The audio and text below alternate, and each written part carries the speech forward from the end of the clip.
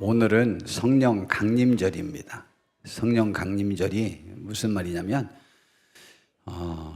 지구상에 성령님이 하나님께서 특별히 택한 사람들에게 구약 성경에 성령님을 주셔서 하나님의 일꾼으로 삼던 그 시절을 청산하고 처음으로 만민에게 성령을 부어주시는 역사가 일어난 그러한 절기입니다. 성령 강림절. 그리고 또 그 성령 강림절에 또 이 지구상에 지금 이렇게 예배하는 예수님을 중심으로 해서 구주로 섬기는 그 신앙인들이 모여서 예배하는 교회가 이 세상에 처음 생긴 때가 성령 강림절입니다. 그런데 성령 강림절은 예수님이 부활하시고 난 다음에 돌아가시고 부활하신 다음에 40일 동안은 예수님이 제자들과 함께 계셨고 그 제자들에게 성령 받기 위해서 기도하라고 그래서 열흘 동안 예루살렘 성에 모여서 기도하다가 그들이 성령 받았으니까 언제 받았냐? 예수님이 돌아가시던 해에 받은 것이 성령이라 이 말이죠. 연도수로는 어떻게 되는 거냐? 예수님이 33살에 들어가셨어요. 그러니까 예수님은 언제 태어나셨냐? 그것을 그 역사적으로 추적해서 발견해서 예수님 나시기 전에는 비포 크리스트에서 BC 기원 전이라고 그래요. 기원은 예수님의 기원이에요. 그 다음에 기원 후 혹은 서력 기원 그래가지고 예수님 이후라는 AD 이런 것을 구별해서 역사를 세계 역사가 다 그것으로 중심해서 예수님을 중심해서 하잖아요. 그 계산을 딱 했는데 그 사람이 4년을 착오를 일으켰어요. 그래서 실제는 예수님이 BC 4년에 태어났어요. 그래서 지금 예수님이 몇 살에 들어가셨죠? 33살에 들어가셨습니다. 그렇기 때문에 지금 이 세상에 성령이 만민에게 임하는 첫 번 그 성령 강림절 그리고 이 지구상에 최초로 교회가 세워진 때가 언제냐? AD 29년이에요. 그러니까 지금 2025년이니까 지금 2025 빼기 29 그러면은 1996이 되나요? 빨리 말해봐요. 그때 성령님이 1999년 6년 전에 오신 거예요. 교회가 최초로 세워진 거예요. 그러니까 지금으로부터 약 2000년 전에 교회가 처음으로 세워진 거예요. 성령님이 얼마나 좋으냐? 오늘 설교 제목이 뭐라고 정했냐면 성령이 나를 이길 때에 일어나는 축복이라고 제가 정했어요. 저걸 그냥 쉽게 말하면 성령이 나를 완전히 이겨먹을 때 일어나는 현상, 그 축복이 뭐냐라고 하는 것을 오늘 성령 강림절에 지구상의 교회 창립한 창립 기념 주일에 1996년 기념 주일에 오늘 제가 그 말씀을 전하려고 합니다. 성도 여러분, 여러분들의 삶을 괴롭히는 것들이 무엇이 있습니까? 여러분의 삶을 발목 잡는 것이 무엇이 있습니까? 여러분의 삶의 성공에 방해되는 것이 부모님입니까? 자녀입니까? 배우자입니까? 이웃입니까? 친구입니까? 여러분의 건강입니까? 못된 원수입니까? 아니면 무엇이 여러분의 삶을 가장 발목 잡습니까? 저는 자신 있게 말하는데 전 세계 모든 사람은 내 인생 삶의 성공을 방해하는 것은 나 자신입니다. 저는 확신합니다. 그래서 역사가 토인비는 아주 세계에서 가장 유명한 역사가 중에 한 사람이거든요.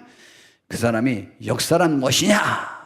라고 하는 것을 말하는데 역사란 도전과 응전의 역사다 그랬어요. 그것을 또 다른 말로 바꾸면 내가 시련을 어떻게 극복하느냐가 인류의 역사라고 정의할 수 있다는 거예요. 굳이 말하면 복된 사람은 삶의 도전, 삶의 시련, 나를 괴롭히고 나를 망가뜨릴 만한 많은 것이 있는데, 역사는 훌륭한 사람들이, 인류는 그것을 잘 대응해가지고 극복한 역사가 인류의 역사다 그랬어요. 근데 어떤 사람은 그 도전, 그 시련을 만났을 때 내가 무너질 수 있거든요. 무너지는 거는 그 도전과 시련, 나를 괴롭히는 어떤 것들 때문에 내가 무너지는 것이 아니고, 내가 거기에 어떻게 반응해서 내가 대응했느냐에 따라서 내가 성공적인 삶을 살 수 있고 그렇지 못한 삶을 살 수 있다는 거죠.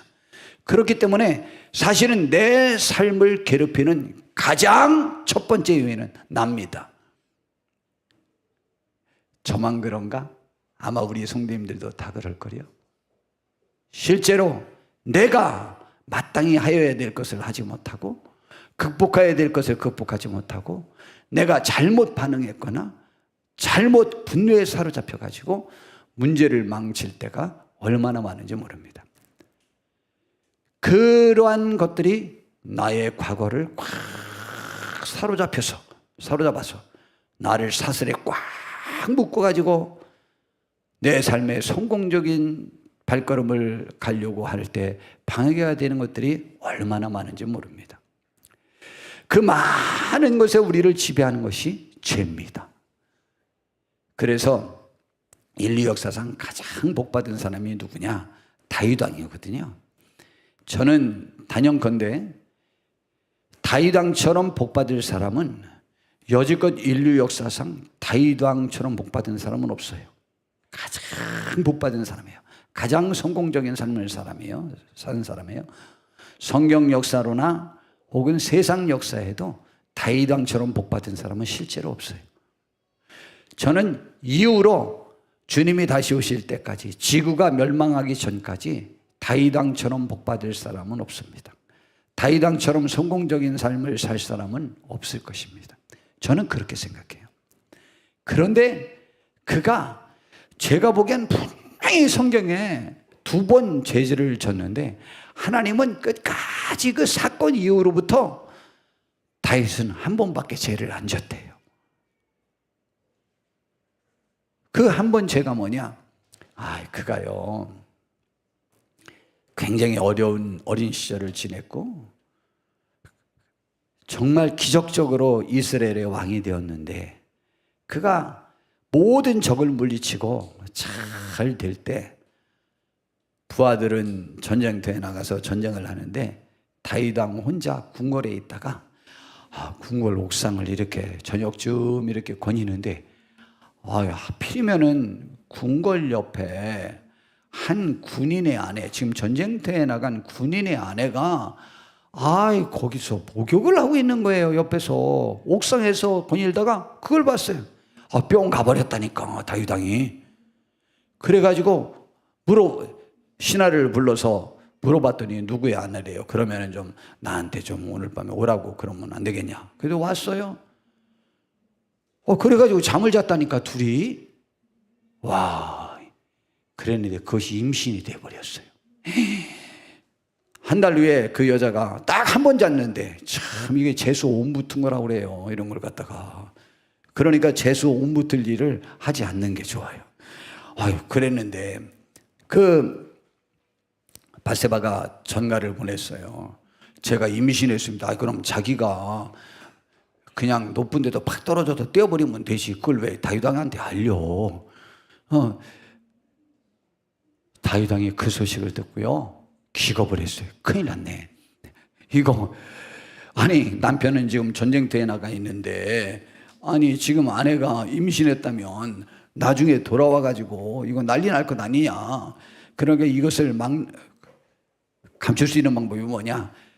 그 남편을 불러들여가지고 전쟁터 소식을 묻는 채 가서 집에 가서 자게 해가지고 나중에 자기 아기 낳았다는 소식을 들으면 그때 가서 씨 뿌린 게 아마 임신해서 아기 낳나 보다 이렇게 착각하게 하려고 했는데, 야, 그 군인이, 그 남편이 군인 정신이 뛰어나서 이틀이나 술 먹여까지 다윗이 보냈는데, 지금 우리 군인들이 전쟁터에 있는데 내가 어떻게 내 아내 가서 내 아내랑 잠자냐고 그러면서 이틀이나 궁궐 수비대랑 잠을 자버린 거예요. 그래가지고 할 수 없이 요압이라는 사령관에게 편지를 써가지고 가장 심한 전쟁터에 그 남편 이름을 갑자기 내가 까먹었네, 이야기하다가. 예? 우리야를 내보냈다가 너희들 뒤로 살짝 빠져서 적에 그 칼에 맞아 죽게 해라. 그리고 나한테 소식을 전하라. 그렇게 해서 죽여버린 거예요. 그러니까 하나님이 다윗을 죽이겠다고 얘기하는 거예요. 그 사실을 가지고. 그리고 죽이고 네가 낳는 아기도 죽을 거다. 이야. 그랬는데 다윗이 내가 범죄한 사람입니다, 용서해 주십시오라고 하라니까, 야, 내가 내 죄를 인정하고 용서를 비니까 내가 너를 살려주겠다 그랬어요. 살려주겠다고 했는데 그 다음부터 다윗 왕이 정말 이 세상에서 가장 많이 회개를 많이 한 사람이 다윗 왕이에요. 한 번 잘못해놓고. 그 시중에 대표적인 것이 시편 51편인데 그가 이렇게 기도를 해요. 10절에 보니까 하나님이여 내 속에 정한 마음을 창조하시고, 정한 마음은 깨끗한 마음, 음란한 마음 말고 깨끗한 마음을 창조하시고. 여지껏 깨끗했어요. 딱 한 번 그랬어요. 내 안에 정직한 영을 새롭게 하소서. 그런데 그 다음 말씀이 참, 나를 주 앞에서 쫓아내지 마시며 주의 성령을 내게서 거두지 마소서. 다윗 왕이 이때 두려워한 것이 뭔지 알아요? 하나님이 자기를 쫓아내고 주의 성령을 거둬갈까 봐를 두려워했어요. 여러분, 주의 성령을 근심케 하고 주의 성령이 나에게서 떠나가는 것만큼 두려운 일이 없어요. 어떤 사람은 아직도 주의 성령이 임하지 않은 분도 있어요. 충만하게. 여러분, 우리 신앙생활 중에 두 가지 큰 사건이 있어요. 하나님께서는 우리 인류의 죄를 속하기 위한 구원을 위해서 예수 그리스도를 십자가에 못 박혀 죽게 함으로, 하나님의 아들을 못 박혀 죽게 함으로 우리의 죄를 사하는 축복을 허락해 주셨어요.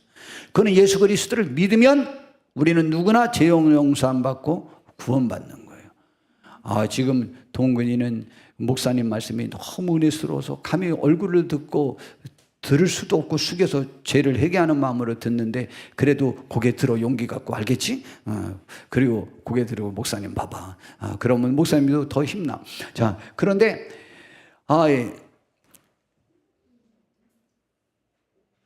예수님을 믿어 구원은 받은 사람이 이 세상 삶을 구원받은 사람답게 용기 있게 승리하는 삶을 사는 데는 그것만 가지고는 부족하다 이 말이죠.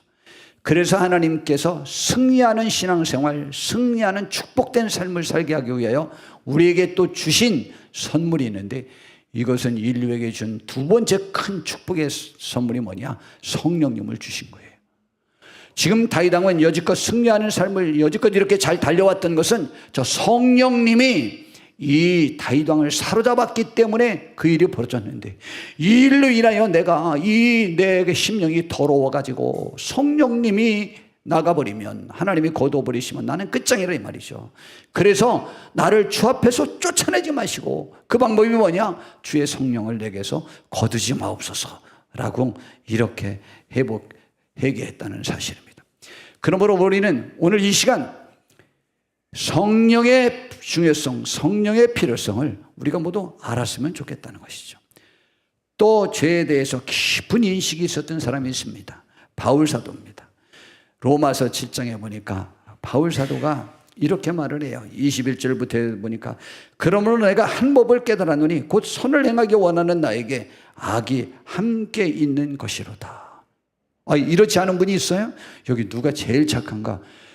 지금 여기에서 우리 성도님들이 다 아는데 장은경 집사님이 제일 착해요. 오늘 예배 시간에는. 왜냐하면 우리 교회에서는 제일 착한 사람이 오른쪽 첫 번째에 있는 사람이 제일 착하고, 여기서 누가 제일 안 착할까? 왼쪽에 첫 번째에 있는 김두경 집사님이 오늘은 좌우지간 제일 안착한 사람이에요. 교보제로 이렇게 쓰는 거예요. 오늘은 알죠? 예, 장윤경 집사님이 오늘 뭐 믿거나 말거나 제일 착해요. 장은경 집사님 속에는 미움도, 시기도, 다툼도, 분노도, 원망도, 패배감도, 죄의식도 아무것도 없고 뭐든지 우리 장윤경 집사님이 원하는 성경 말씀대로 살고 싶은 대로 마음이 다 가득 차고 항상 그것이 지배해서 승리하는 삶만 살았지요. 그래서 목사님이 날 되게 좋게 봐주시네 막 이러면서 얼척없더란께로 얼척없어 막 지금 그러고 있습니다 지금. 예. 얼척없는 일이에요. 그런 일이 어디 있습니까? 전혀 없습니다. 이거는 하늘 아래 한 명도 그랬던 사람이 없습니다. 예수님 외에는 한 명도 그런 사람 없어요. 바울 사도는요, 자기가 율법적 의로는 흠이 없는 사람이라고 그랬어요. 그랬어도 바울 사도는 한 가지를 깨달았어요. 더더군다나 저 고백은 언제 한 거냐? 사도가 된 다음에 고백한 거래요. 굳이 말하면, 지금으로 치면 저로 말하면 목사 된 다음에 고백이라는 거죠. 저도 목사 되기 전에도 울면서 하나님 앞에 죄를 회개했지만, 목사 되고 난 다음에 것 때문에 하나님 앞에 가서 내가 어떻게 설까 내가 두려워서 지금 떠는 거지, 그 전에 것 때문에 떨진 않아요. 그러나 그 전에 것이 저를 발목 잡긴 하지만은, 그러나 하나님 앞에 내가 어떻게 할까? 요즘 날마다 제가 2년 전부터 그 생각했잖아요. 그것은 목사 된 다음에 내 하는 모양새가 참 좋지 못해서 제가 하나님 앞에 그렇게 아파하는 거죠. 근데 바울 사도도 이렇게 말했어요. 그러나 내가 한 법을 깨달았노니 곧 선을 행하기 원하는 나에게 악이 함께 있는 거예요. 이건 진짜 나 성경대로 살고 싶어요. 근데 악이 속에 도사리고 있어가지고, 도사리고만 있으면 뭐 괜찮게 내 속사람으로는 하나님의 법을, 하나님의 말씀을 즐거워하되 내 지체 속에서, 내 몸 속에서 한 다른 법이 내 마음의 법과 싸워가지고, 내 생각과 싸워가지고 내 몸이 지체 속에 있는 죄의 법으로 나를 사로잡는 것을 보는도다. 그래가지고 아주 그냥 탄식을 했습니다. 오라, 나는 공고한 사람이로다. 이 사망의 몸에서 누가 나를 건져내겠느냐, 이 죽음의 몸에서 누가 나를 살려줄 수 있겠어? 라고 말했어요. 근데 저게 언제? 사도가 된 다음에 말이에요. 이야, 그런데 참 감사한 일을 그 다음에 고백합니다. 우리 주 예수 그리스도로 말미암아 하나님께 감사하리로다. 그런즉 내 자신이 마음으로는 하나님의 법을, 육신으로는 죄의 법을 숨겨놓으라. 그러면서 8장으로 딱 넘어가서, 그러므로 이제 그리스도 예수 안에 있는 자에게는 결코 정죄함이 없나니 이는 성령의 생명의 법이 우리를 죄와 사망의 몸에서 해방했기 때문이라고 고백하고 있습니다. 이 얼마나 감사한 일입니까? 우리가 그러한 축복을 지금 누리는 거예요. 자, 그럼에도 불구하고 여전히 저 고백했어도 여전히 우리는 싸우고 있어요. 그러나 주님이 주시는 성령의 도우심으로 우리는 오늘도 승리하고 이제 내일도 승리하고 이전보다 더 많이 막 승리하면서 앞으로 달려가는 축복된 우리가 되기를 진심으로 바랍니다. 사람은 반드시 무엇인가 사로잡혀 살아요. 우리 사람들은 저 인간 미친 것 같아, 지금 뭐에 홀린 것 같아, 뭐 그런 말 할 때가 있죠. 어느 때는요, 자식이 그럴 때가 있고 자녀들이 그럴 때가 있고, 어느 때는 우리 형제가 그럴 때가 있고요, 어느 때는요 우리 부모님이 그럴 때가 있고요, 어느 때는 내 아내가, 어느 때는 내 남편이 그럴 때가 있어요. 우리 뭔가 이렇게 홀려가지고 정신 나가가지고 거기에 빠져봤던 분들 다 아마 그렇게 해보셨을 거예요. 내가 미쳤지 생각엔 되나 그것을 끊어버리지 못할 때도 얼마나 많았는지 모릅니다. 자, 그런데 우리를 사로잡는 것들이 있어요. 그래서 인간은 중립적인 존재가 있을 수 없어요. 어딘가는 치우치도록 돼 있어요. 어떤 목적, 감정, 과거, 소망, 두려움이든 이끌림을 받으며 살아갑니다. 그러나 대부분은 하나님의 목적이 아닌 다른 것에 이끌려 살아가게 되는 경우가 너무너무 많습니다. 그래서 미국의 릭 워렌이라는 목사님이 목적이 이끄는 삶이라는 책을, 설교집을 썼어요. 아주 평범한 설교집이에요. 만약 성경 말씀만 막 나열한 그런 목사 설교집이에요. 그런데 그게요, 미국에서 몇 년 동안이나 베스트셀러가 됐어요. 신기하죠? 와, 정말 신기한 일. 미국이요, 함부로 무시할 것이 아닙니다. 죄도 많죠. 방종도 있죠. 그러나요, 미국에서 남성 경건 운동이 교회에서 일어났어요. 그랬는데요, 그 집회에 남자 어른들만 120만 명이 모여서 전부 손들고 회개하는 그 회개 운동도 일어났었다니까요. 이게요, 불과 한 10여 년 전, 15년 전 그때 일어난 현상이에요. 전 세계 어떤 나라도 상상할 수 없는 거예요. 미국이 여러 가지 자유분방한 삶이 있지만은 중심을 이끄는 원동력은 그런 데에 있다는 것이죠. 하나님 앞에 우리가 거룩하자. 남자들이 거룩하자. 아버지들인 우리가 거룩하자. 남편인 우리가 거룩하자. 거룩 운동에 그들이 손들고 회개하고, 이게 가능합니까? 자, 그러니 이 책이 몇 년 동안이나 미국에서 베스트셀러였다니까요. 그런데 그 내용 중에 하나가 모든 사람은 무엇인가 이끌려 산다 라고 하면서, 첫 번째, 많은 사람이 죄의식에 끌려다닌다. 많은 사람이 원한과 분노의 쓴뿌리를 씹으며 살아간다. 많은 사람들이 두려움에 이끌려 살아간다. 많은 사람들이 물질에 이끌려 살아간다. 많은 사람들이 다른 사람의 인정을 받기 위해 살아간다라고 이렇게 말을 했습니다. 그래서 그러면은 죄의식에 이끌려 살아간다 라는 그 삶은 무엇을 말하는 것이냐 이 말이죠. 과거의 죄나 실패에 매여 현재를 잃어버리는 삶을 말합니다. 여러분, 저는 이 죄의식을 생각할 때, 제가 어제 제가 집회 동안에도 깊은 감동을 받았고, 그리고 영감을 크게 얻었고 그랬는데, 우리 성도님들 중에 어떤 죄의식에 사로잡힌 사람이 그렇게 많냐 그랬더니, 내가 물질을 정신 나가서 잘못 투자했거나 잘못해가지고 물질을 내가 잃어서 내 삶과 내 가정에 피해를 줬다라는 죄의식에서 벗어나지 못하는 사람들이 많다는 사실이 너무 강력하게 저에게 와닿았어요. 그런 죄의식이죠. 그리고 내가 헛되게 시간을 보냈고 헛된 길에 섰다가 내 인생을 낭비했다고 생각하는 그런 죄의식이 있죠. 그리고 구체적인 도덕적인 죄도 있죠. 그 도덕적인 죄의식이 우리를 사로잡기도 합니다. 근데 도덕적인 죄는 뭐 누구나 인정하는 죄죠.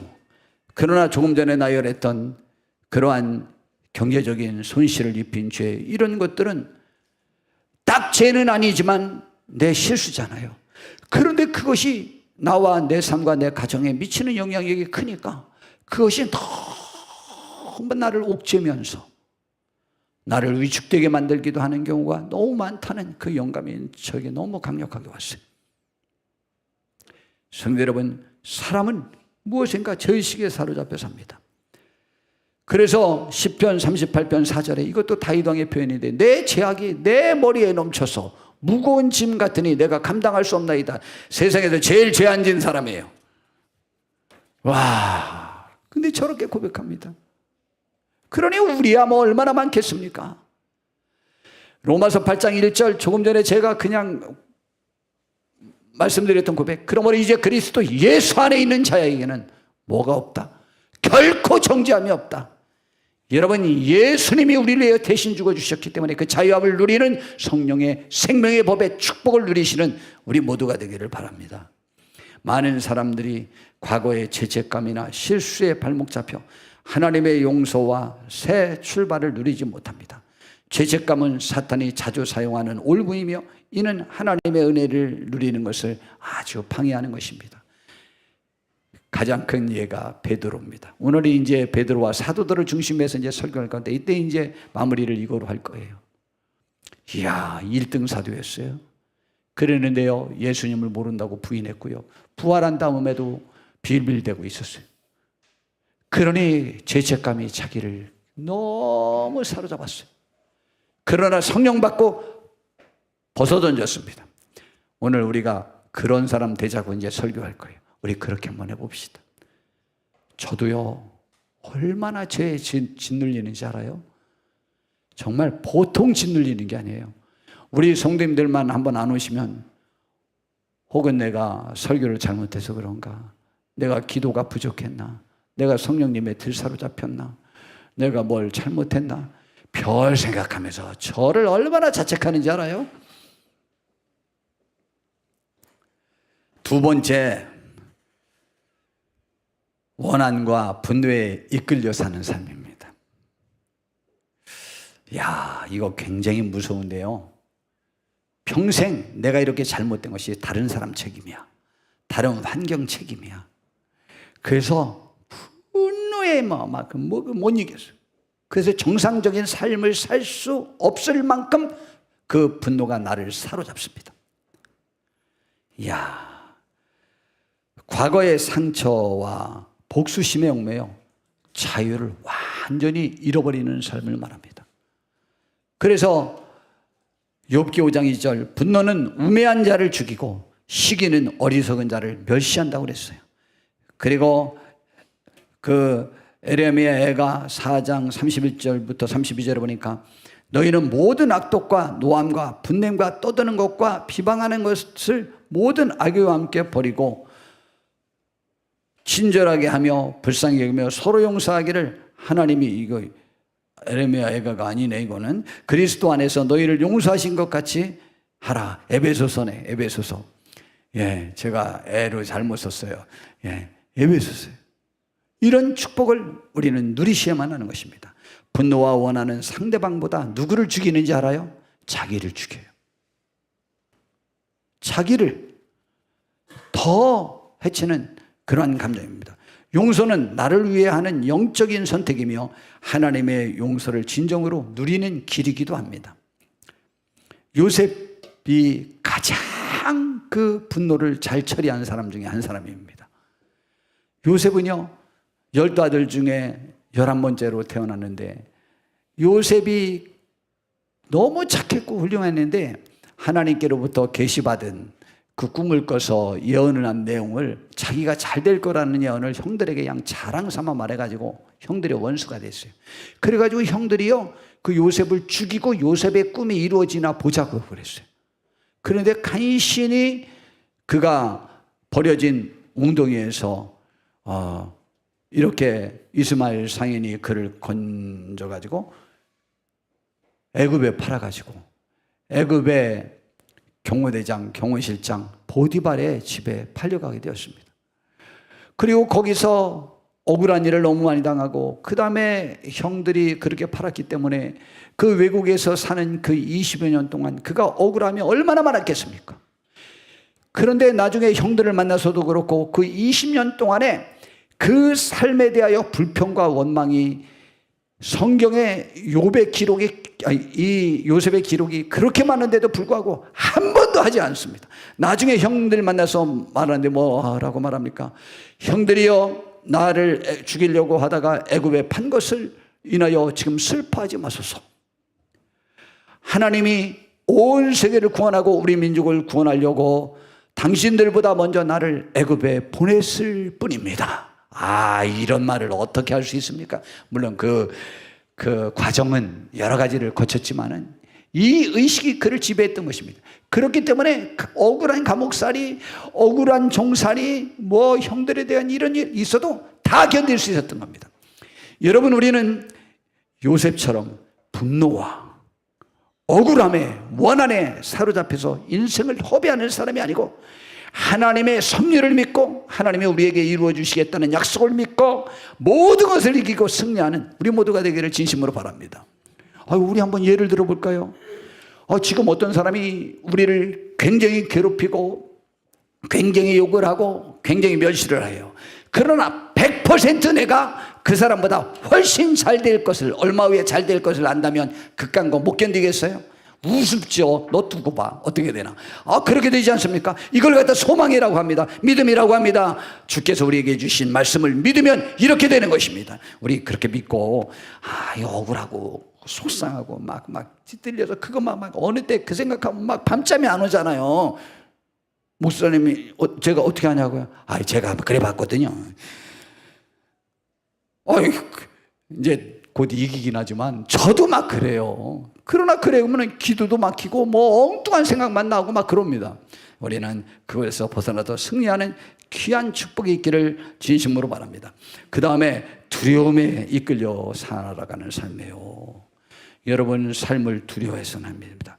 미래나 어떤 사람이나 실패에 대한 두려움이 삶의 방향을 이렇게 막 그것 때문에 그곳에 이끌려서 내 삶을 이쪽 방향으로 가야 될 걸 이쪽 방향으로 간다든가 그러는 일을 하지 마시길 바랍니다. 이사야 41장 10절에 하나님은 우리에게 위로의 말씀을 주셨어요. 두려워하지 말라. 내가 너와 함께함이라. 놀라지 말라. 나는 네 하나님이 된다 그랬어요. 그리고 디모데후서 1장 7절에 하나님이 우리에게 주신 것은 두려워하는 마음이 아니고 무슨 마음이냐? 오직 능력과 사랑과 절제하는 마음이라고 그랬어요. 그러므로 두려움은 우리를 무력하게 만들며 하나님의 뜻을 향한 발걸음을 멈추게 하지만 그런 하나님은 우리에게 두려움이 아니라 담대함을 주셨으니까 하나님 앞에 나가면 담대함이 생겨요. 기도하시면 막 담대함이 생겨요. 나가면 또 두려움이 생기면 또다시 와서 기도해서 그 기도에서 응답받은 것이 현상을 이길 수 있는 더 많은 응답을 하나님께로부터 받으면 우리는 담대할 수 있어요.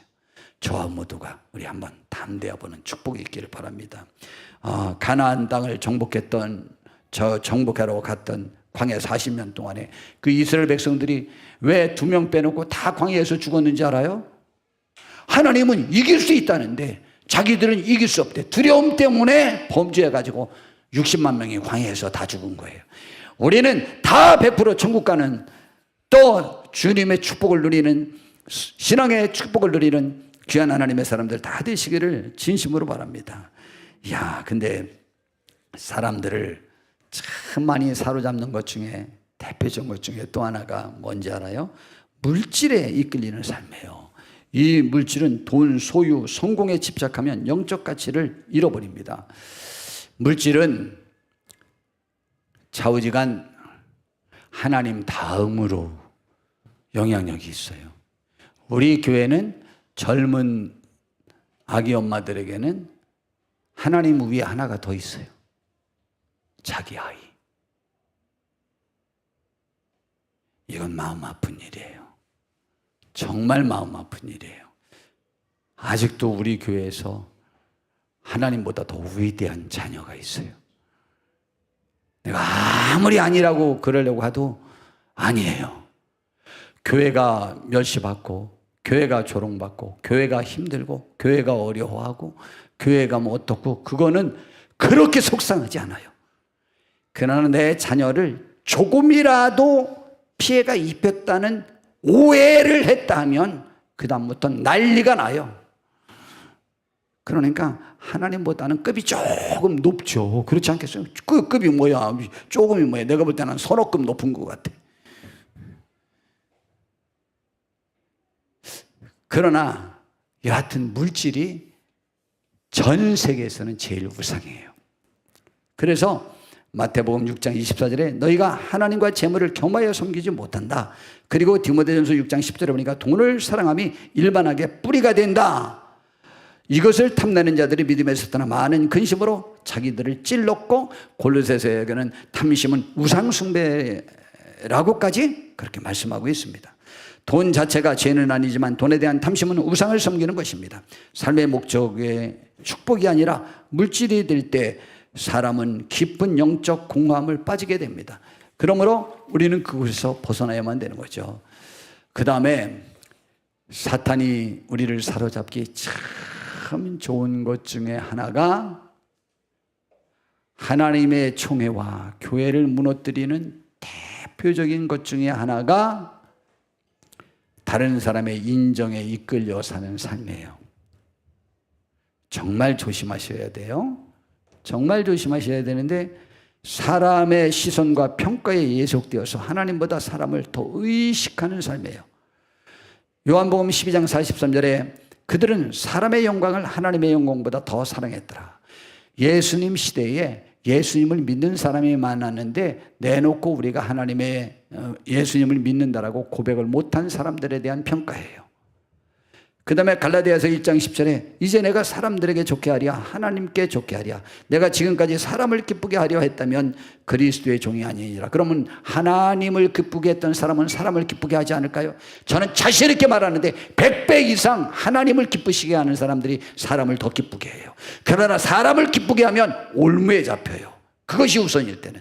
그래서 잠언 29장 25절부터 26절에 보니까 사람을 두려워하면 올무에 걸리게 되거니와 여호와를 의지하는 자는 안전하리라. 주권자에게 은혜를 구하는 자가 많으나 사람의 일의 작정은 하나님께 있다라고 성경은 말해요.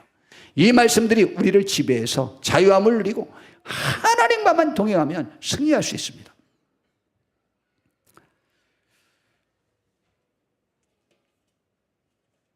우리 인생 삶 속에 신앙의 열매를 맺으려면 어떻게 해야 되느냐? 누가복음 8장 14절에 보니까 씨 뿌리는 비유 중에서 가시떨기에 떨어진 그 씨앗을 예를 들었는데 그거는 열매를 맺지 못하거든요. 그랬는데 그것을 뭐라고 표현했냐? 하나님의 말씀을 듣고 하나님의 말씀대로 살려고 하던 중에 이 세상 삶의 염려와 재물의 유혹과 향락에 빠져서 기운이 막혀 온전히 신앙의 결실을 맺지 못하는 사람이에요. 저와 우리 모두는 이것에서도 완전히 벗어나는 축복을 바랍니다. 그 다음에 마태복음 12장 43절에서 45절에 보니까 귀신을 예를 들어서 그랬어요. 한 사람에게 더러운 귀신이 사람에게서 나가서 쉬기를 구하되 쉴 곳이 없으니까 우리 본래 나왔던 그 사람 집으로 내가 도로 가봐야 되겠다. 가봤더니 청소되고 수리되어 있는데 비어 있었어요. 그래서 저보다 더 악한 7 귀신을 데리고 가서 거하니까 그 사람의 나중 형편이 이전보다 더 심하게 되었다고 했어요. 예수님 믿었다고 끝나는 게 아니에요. 우리는 이 안에 뭐로 채워넣어야 되죠? 한번 따라해 봅시다. 예수로만, 성령으로만, 이 두 가지로 충만한 저와 우리가 되어져서 귀신이 다시는 들어올 틈이 없도록 만드는 복된 분들 되시기를 바랍니다. 오늘 본문 말씀 드리려고 합니다. 예수님이 제자들을 불렀어요. 제자들을 12명을 불렀는데요. 그 12명들이 유다도의 출신은 가룟 유다 하나고 나머지는 갈릴리도 출신들이에요. 그런데 갈릴리는 유다 사람들이, 정통 유대인들이 굳이 말하면 이방 사람 취급하던 사람들이었어요.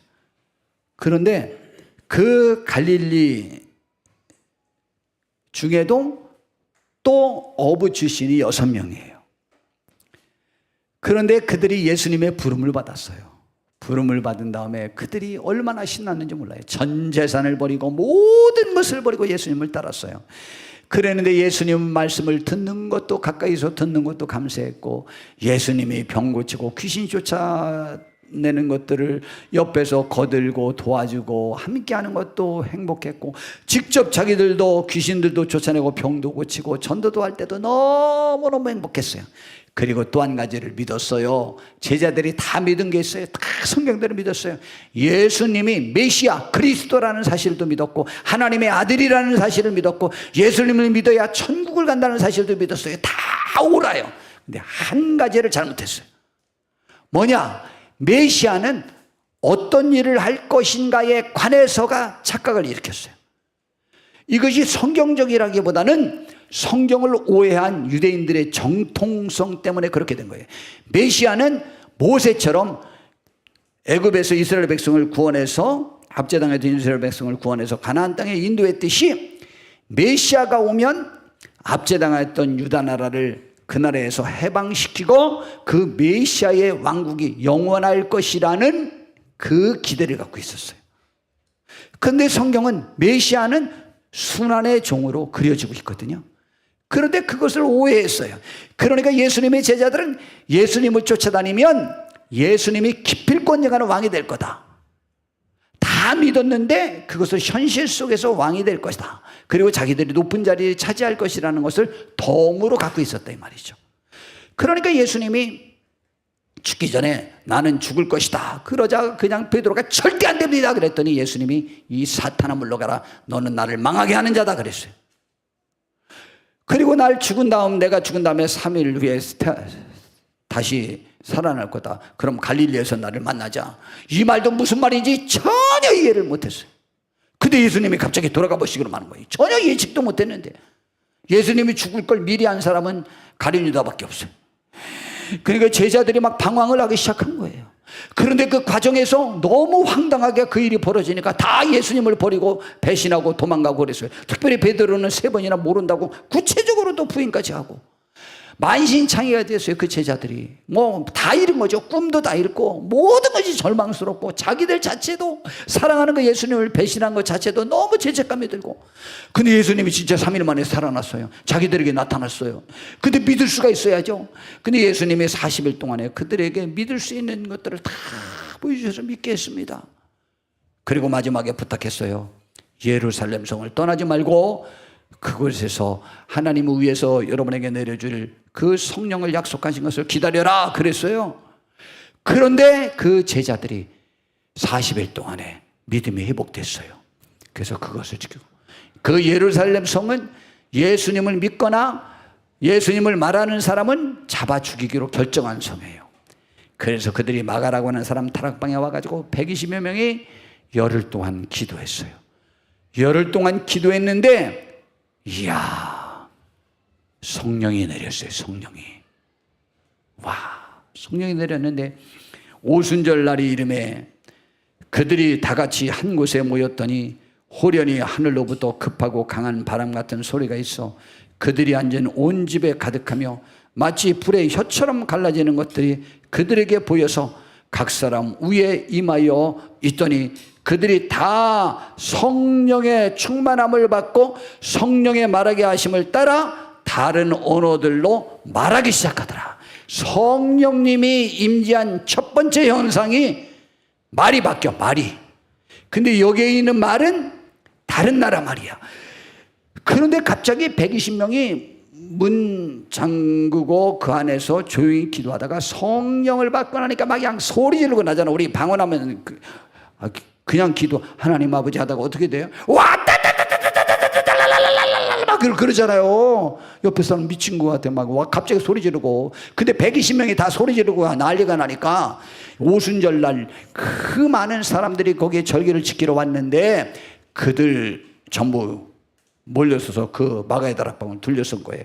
몇 명 정도 됐을까?